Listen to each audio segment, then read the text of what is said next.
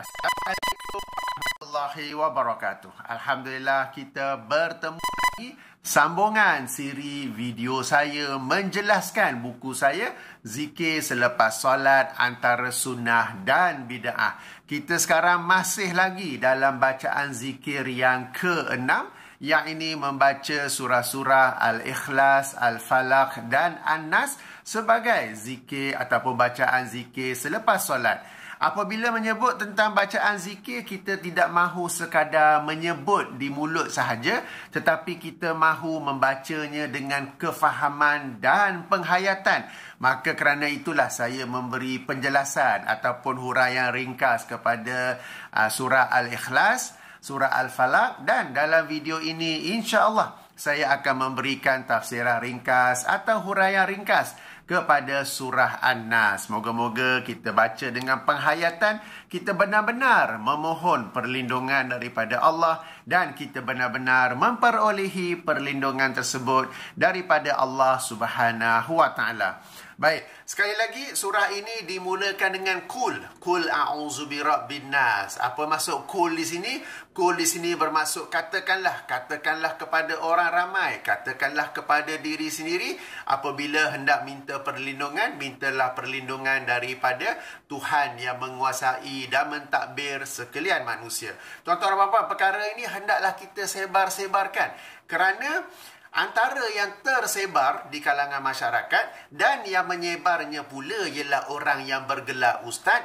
Apabila nak masuk hutan misalnya, bagi salam kepada Nabi Ilyas. Apabila nak melintas lautan misalnya, bagilah salam kepada Nabi Musa. Kalau adalah apa urusan lain, bagi salam Nabi Sulaiman lah, bagi salam Nabi Khaidair lah. Memberi salam tu tak salah kepada para Nabi dan Rasul. Cumanya, apabila nak masuk hutan misalnya, kenapa yang nak bagi salam kepada Nabi Ilyas? Apabila melintas lautan, kenapa ketika itu baru nak bagi salam kepada Nabi Musa? Jadi itu bukanlah satu yang diajar oleh Allah dan Rasulnya. Bahkan ia adalah sesuatu yang bahaya, yang boleh membawa, saya tak kata automatik serta-merta jadi syirik, tetapi boleh membawa kepada syirik. Yang ini apabila orang yang mengucap salam, lisan dia mengucapkan salam, tetapi hati dia ada perasaan ingin mendapatkan perlindungan, ingin mendapatkan penjagaan daripada Nabi Ilyas. Misalnya apabila dia masuk hutan, mulut dia sebut Assalamualaikum ya Ilyas, tapi dalam hatinya aku bagi salam, nanti Ilyas jagalah aku bila masuk hutan ni. Padahal yang diajar oleh Allah dan Rasulnya ialah membaca surah Al-Ikhlas, surah Al-Falaq, surah An-Nas, baik masuk hutan ke ataupun di mana-mana jua, ya, seperti mana yang telah saya bacakan hadis-hadisnya tentang keutamaan surah-surah perlindungan ni, ya. Jadi tuan-tuan dan puan-puan, ayo kita basmikan, kita ketepikan amalan-amalan memberi salam kepada sekian-sekian Nabi. Kononnya Nabi itu adalah penjaga, penjaga hutan, penjaga pokok, penjaga air, penjaga sungai, penjaga itu, ya. Bezakan, ya, memberi salam tu tak salah, tapi bila nak masuk hutan baru nak bagi salam kepada sekian-sekian Nabi. Bila nak berentas sungai baru nak bagi salam pada sekian-sekian Nabi. Meskipun lisan menyebut salam, dibimbangi dalam hati itu terasa yakin, terasa selamat kerana aku telah memberi salam kepada penjaga hutan, aku telah memberi salam kepada penjaga sungai dan sebagainya dan sebagainya. Dan inilah yang boleh membawa kepada syirik. Jadi tuan-tuan dan puan-puan, katakanlah, sebarkanlah, ajarkanlah kepada masyarakat. Allah telah memberikan apa yang Rasulullah SAW sebut dalam hadis kita telah baca sebelum ni sebagai sebaik-baik surah. Yang ini sebaik-baik yang untuk kita bacakan sebagai perlindungan. Jadi inilah yang kita baca dan bukannya memberi salam kepada sekian-sekian Nabi apabila hendak memasuki sekian-sekian kawasan ataupun tempat, ya. Baik. Qul a'udzu birabbil falaq. Katakanlah aku berlindung kepada Rabb yang menguasai, memelihara, mentadbir sekalian manusia. Malikin nas, raja sekalian manusia. Ilahin nas, sembahan segala manusia. Tuan-tuan dan puan-puan, kalau kita perhatikan tertib ini, mula-mula Allah sebut sebagai Rabb, yang bermaksud yang menguasai, yang memiliki, yang mentadbir sekalian manusia. Sifat kedua yang Allah sebut ialah Malikin Nas, raja sekalian manusia. Bila kita tengok tertib ni, Allah lah Rabb, Allah lah Malik, maka sudah sepatutnya, maka sudah selayaknya kita menyembah kepada Allah SWT. Sebab tu tertib yang ketiga ialah Ilahin Nas, sembahan sekalian manusia, sembahan segala manusia. Pertama sekali Rabb, yang mentadbir, yang mengurus, yang memiliki sekalian alam ni, termasuklah kita manusia. Yang kedua Malikin Nas, raja sekalian manusia. Maka dengan dua sifat ni, maka sudah selayaknya sembahan itu hanya ditujukan kepada Allah yang merupakan Ilahin Nas. Dan termasuk sembahan, termasuk ibadah ialah berdoa. Maka kita berdoa kepada Allah Subhanahu wa ta'ala. Sebab dalam doa itu sendiri terdapat sifat menyembah, sifat merendahkan diri, sifat mengharapkan, dan semua ini tidak ditujukan kepada manusia, tidak ditujukan kepada makhluk, tetapi ditujukan kepada Allah Subhanahu wa ta'ala. Tidak ada sampah sarap, no nonsense yang saya berdoa kepada si fulan, tetapi yang saya yakini yang akan makbulkan doa itu ialah Allah. No. Ini semua kita sebab apa? Nonsense. Kalau you sudah beriktikad, berkeyakinan bahawa Allah lah yang akan memakbulkan, maka doa terus kepada Allah, bukan kepada makhluk, bukan istighasah kepada makhluk. Kemudian bila ditegur beralasan pula, saya sebut je, saya doa saja kepada makhluk. Tetapi yang akan memakbulkan ialah Allah. Doa itu ialah ibadah, dan ibadah ni ialah penyembahan, perendahan diri, pengharapan, semuanya itu ya, sifat fakir apa, dan itu semua hanya ditujukan kepada Allah Subhanahu wa ta'ala dan bukannya daripada sesama makhluk. Okey. Jadi qul a'udzu birabbin nas, malikin nas, ilahin nas, min syarril waswasil khannas, daripada keburukan, daripada kejahatan pembisik yang khannas ni sekejap ada, sekejap tak ada.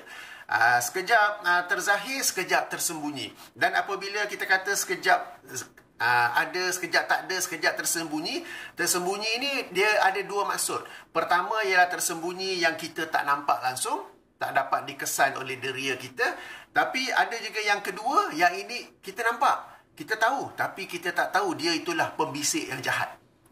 Dia ada, kita boleh nampak, maknanya dia tidak tersembunyi. Secara zahirnya dia tidak tersembunyi, tetapi kita tak tahu bahawa dia itulah pembisik yang jahat itu. Ini akan dijelaskan dalam ayat yang terakhir nanti, insya-Allah.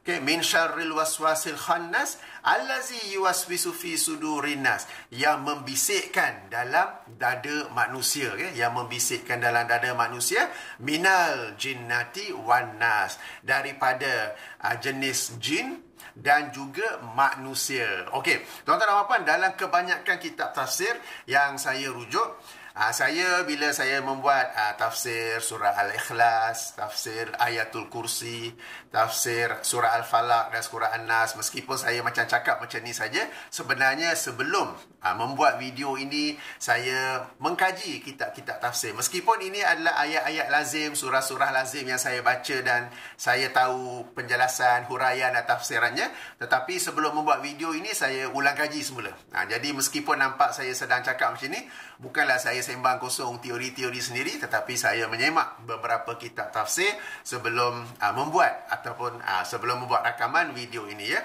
Baik, dalam kebanyakan kitab tafsir diterangkan bahawa apabila difirmankan min syarril waswasil khannas, daripada keburukan pembisik yang sekejap ada, sekejap tak ada, yang sekejap zahir, sekejap tersembunyi, yang dimasukkan dengan pembisik di situ ialah syaitan.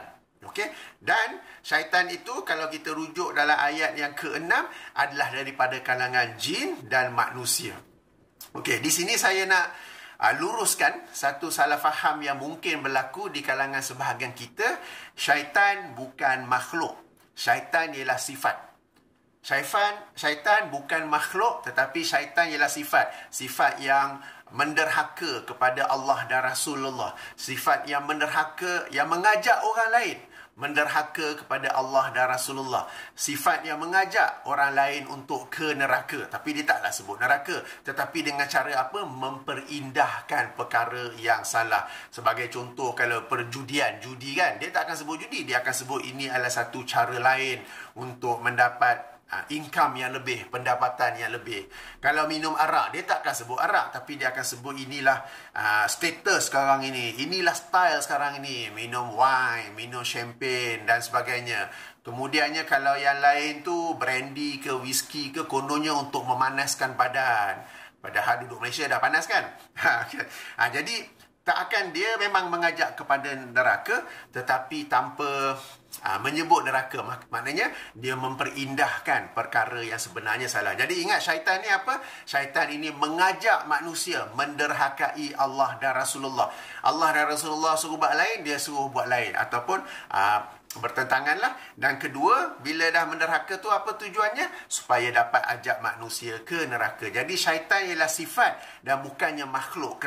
Oleh kerana itulah dalam ayat ke-6 ini, syaitan itu adalah daripada kalangan jin dan manusia. Jin barulah makhluk, manusia barulah makhluk. Okey? Dan ini diperkuatkan lagi dengan sebuah lagi ayat, ya. Yang ini surah Al-An'am, surah yang ke-6, ayat 112, di mana Allah Subhanahu Wa Taala berfirman, wa kadzalika ja'alna likulli nabiyyin aduwan syayatinal insi wal jin, sehingga akhir hayat, ya, yang bermaksud, dan demikianlah kami jadikan bagi setiap nabi musuh dari kalangan syaitan-syaitan, manusia dan jin. Okay, syaitan-syaitan, manusia dan jin. Jadi jin yang mengajak manusia untuk menderhakai Allah, yang mengajak manusia ke neraka, okay, kita maklum. Dan iblis itu sendiri adalah daripada kalangan jin, bukan malaikat tetapi dari kalangan jin.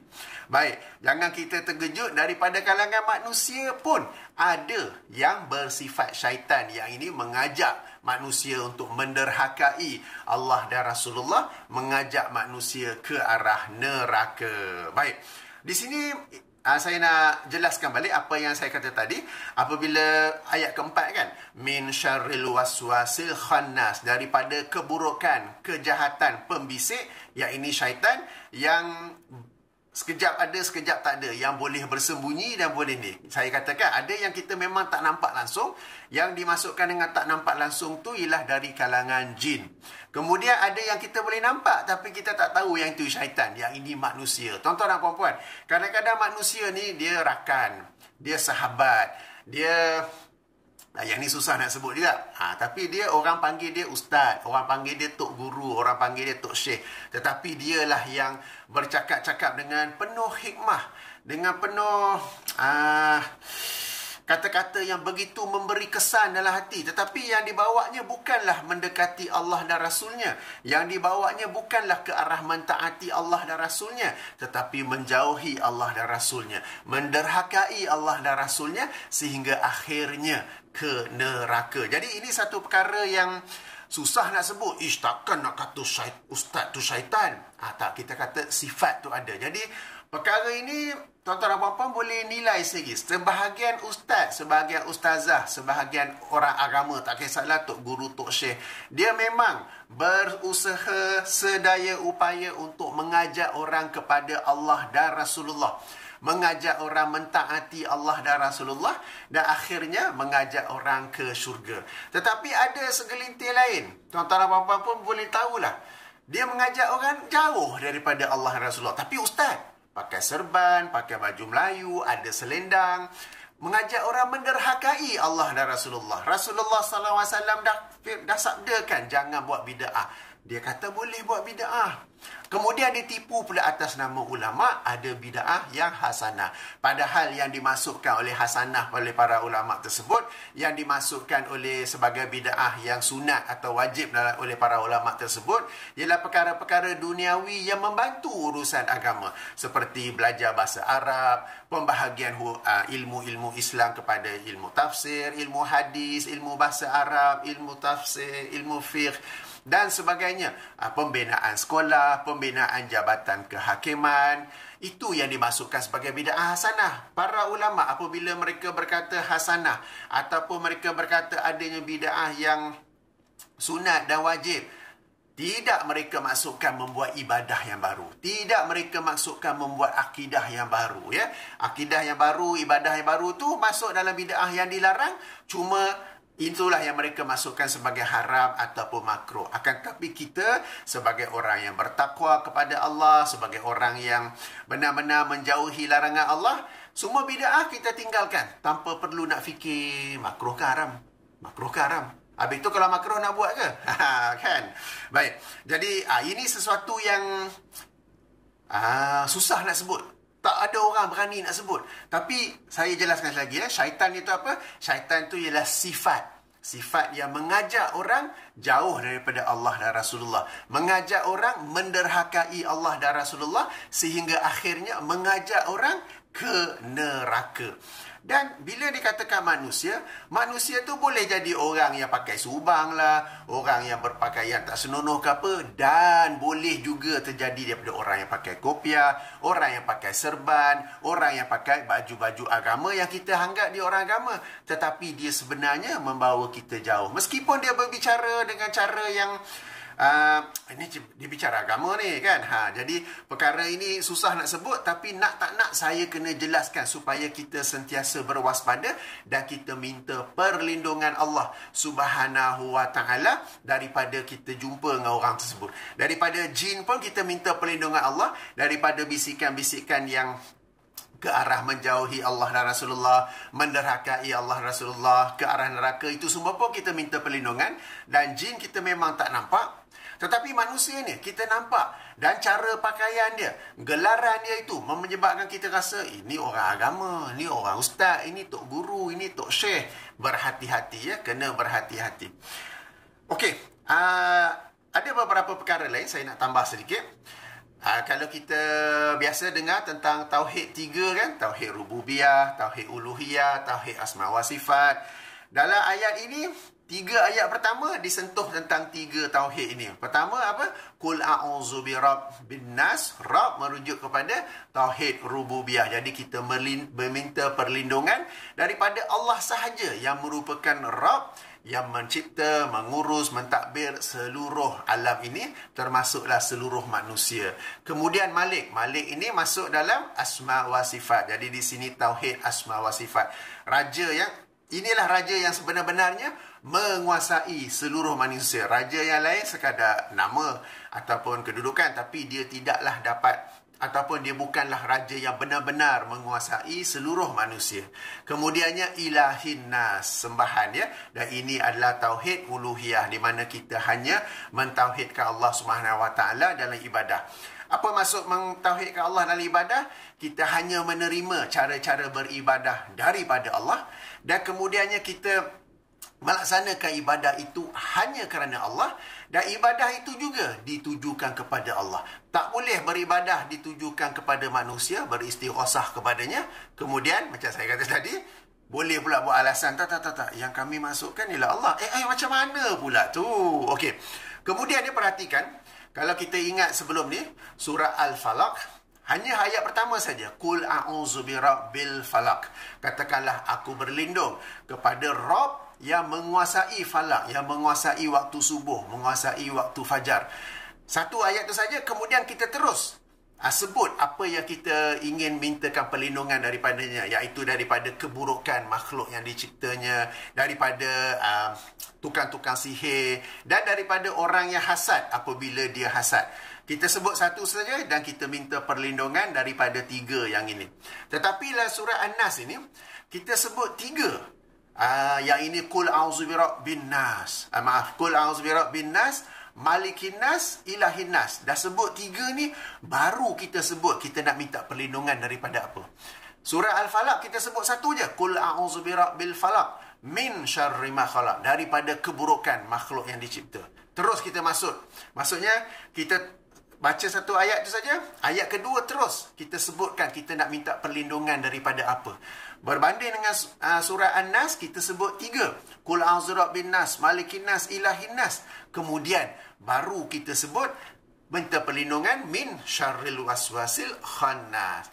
Kemudiannya dalam surah Al-Falaq kita minta perlindungan daripada 3. Pertama, keburukan makhluk ciptaan. Kedua, daripada tukang sihir. Ketiga, daripada orang yang hasad apabila dia hasad. Surah An-Nas ni pula kita sebut yang 3 tadi tu, Qul a'udzu birabbin nas, malikin nas, ilahin nas, tetapi kita minta perlindungan daripada satu saja, yang ini daripada syaitan apabila dia membisikkan ke dada manusia. Dan syaitan ini boleh jadi daripada kalangan jin dan juga manusia. Jadi kita sebut 3 tadi, tapi kita minta perlindungan daripada satu saja, yakni syaitan. Ini menunjukkan bahawa betapa bahayanya pengaruh syaitan, betapa kuatnya pengaruh syaitan, betapa berbisanya bisikan syaitan. Tapi ingat ya, syaitan ni dia bisik-bisik je. Dia bisik, dia menghasut, dia mengajak. Yang akhirnya akan buat atau tidak ialah kita. Yang akhirnya kan, sebab dia bisik je, jomlah pergi ni, jomlah buat tu kan. Tapi akhirnya kita yang buat keputusan untuk buat ataupun tidak. Okay, jadi syaitan ni sekadar membisik, menghasut, mengajak, baik dari yang kita tak nampak daripada kalangan jin atau yang kita nampak dari kalangan manusia. Dia mengajak kita buat bid'ah. Tapi kita yang buat keputusan, okey, saya akan buat bid'ah tersebut. Dan bid'ah itu, macam saya katakan, syaitan kan dia menghiasi perkara yang salah. Bid'ah itu dihiasi dengan hasanah. Bid'ah hasanah kan. Jadi tuan-tuan dan puan, kena hati-hati dengan bisikan syaitan. Ia memang sangat berbahaya. Sampai surah An-Nas ini difokuskan kepada syaitan sahaja. Baik, itulah tafsiran huraian ringkas tentang surah An-Nas. Moga-moga kita minta perlindungan Allah Subhanahu Wa Taala dengan membaca surah An-Nas ini daripada bisikan-bisikan, hasutan-hasutan jahat syaitan, baik dari kalangan jin maupun manusia. Jangan lupa ya, manusia tu kita lazim bacakan ayat ni kan. Kita lupa tentang manusia ni. Dan syaitan daripada kalangan manusia tu bukan sekadar diganggu kita ya. Tapi para nabi pun dia ganggu, okey? Para nabi pun dia ganggu sebagaimana ayat 112 surah Al-An'am. Baik, sehingga sini saya tinggalkan tuan-tuan dan puan-puan dengan pemandangan pendaratan di Auckland, New Zealand ya. Kita jumpa lagi insya-Allah sambungan siri penjelasan buku saya ini. Saya tutup dengan subhanakallahumma wa bihamdika asyhadu an la ilaha illa anta astaghfiruka wa atubu ilaika. Assalamualaikum warahmatullahi wabarakatuh.